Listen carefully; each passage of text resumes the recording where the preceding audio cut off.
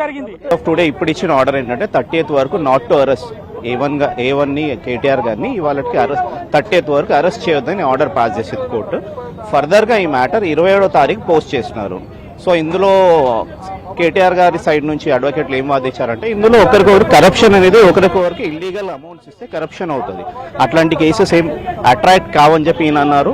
AG గారు ఏమన్నారంటే FIR లో FMFSC ఖాళీ ఎన్సైక్లోపీడియాలా కన్సిడర్ చేయడానికి లేదు. ఎఫ్ఐఆర్ అనేది ప్రైమరీ రిపోర్ట్ ఒకటి, దాన్ని ఫర్దర్ గా ఇన్వెస్టిగేషన్ చేయాల్సి ఉంటుందని ఏజీ గారు వాదన చేశారు. యాజ్ ఆఫ్ టుడే ఆర్డర్ ఏమొచ్చిందంటే 30th వరకు నాట్ టు అరెస్ట్, కేటీఆర్ గారిని నాట్ టు అరెస్ట్ అని విచారణ అంటే అతను దీనికి సంబంధించి విచారణకు హాజరయ్యే అవకాశం ఉంటుంది ఈ తీర్పు తర్వాత.